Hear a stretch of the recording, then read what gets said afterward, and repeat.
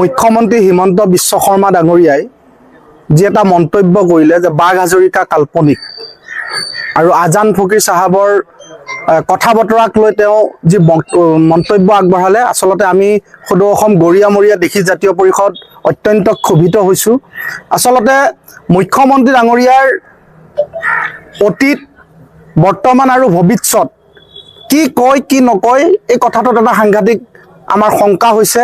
মুখ্যমন্ত্ৰী ডাঙৰীয়াই আজি কিছুদিনৰ আগত বাঘ হাজৰিকা আজান ফকীৰ সাহাবৰ কথা বতৰাক লৈ বহুত উচ্চ আসনত বহুৱাইছিলে আৰু সেই মুখ্যমন্ত্ৰীজনে বৰ্তমান সময়ত বাঘ হাজৰিকা কাল্পনিক এনেকুৱা ধৰণৰ মন্তব্য আগবঢ়াইছে। আচলতে অসমৰ এজন মাননীয় মুখ্যমন্ত্ৰী, যিজন মুখ্যমন্ত্ৰীক আমি দক্ষ মুখ্যমন্ত্ৰী বুলি অনুভৱ কৰোঁ, তেনেকুৱা এজন মুখ্যমন্ত্ৰীৰ মুখত এনেকুৱা ধৰণৰ কথা বতৰাই আচলতে আমাক খিলঞ্জীয়া অসমীয়া মুছলমানখিনিক খুব শংকিত কৰিছে।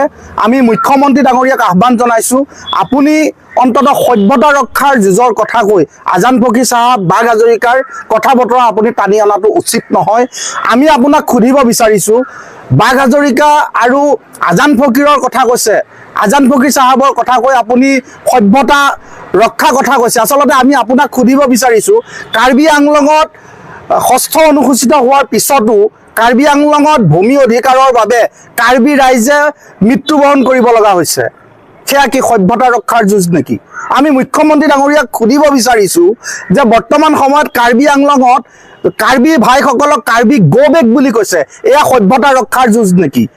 এইখিনি সময়ত আজান ফকীৰ বাঘ হাজৰিকাৰ কথাতকৈ কাৰ্বি আংলঙৰ কাৰ্বি ৰাইজৰ মাজত থাকি কাৰ্বি ৰাইজক সকাহ দি কাৰ্বি ৰাইজৰ ভূমি অধিকাৰ সুনিশ্চিত কৰাত মুখ্যমন্ত্ৰীৰ তৎপৰতা আমি দেখা পাব লাগিছিলে। বৰ্তমান সময়ত মুখ্যমন্ত্ৰীয়ে উজনিত যদি এটা কথা কৈছে, মধ্য অসমত এটা কথা কৈছে, নামনি অসমত এটা কথা কৈছে। আমি মুখ্যমন্ত্ৰী ডাঙৰীয়াক আমি আহ্বান জনাইছোঁ, আপোনাৰ দৰে এজন দক্ষ মুখ্যমন্ত্ৰীয়ে আচলতে সভ্যতা ৰক্ষা কৰাৰ কথা কৈ আজান ফকীৰ আৰু বাঘ হাজৰিকাক টানি অনাটো উচিত নহয়।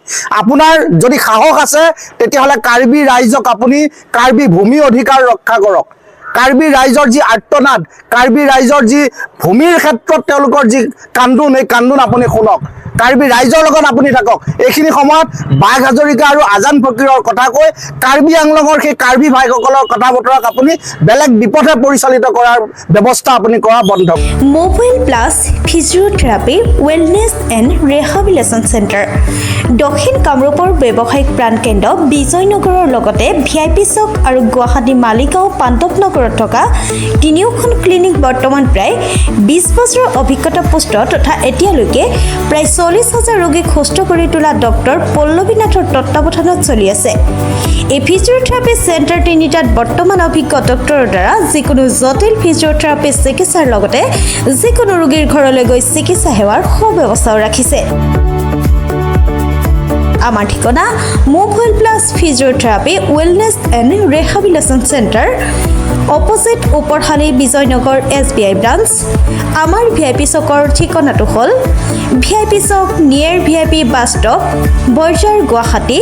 আমাৰ মালিগাঁও ঠিকনাটো হ'ল চেলাছ 360 physiotherapy and rehabilitation centre, Maligaon Pandavnagar, Guwahati 12। আমাৰ যোগাযোগ নম্বৰ হৈছে 8011744696।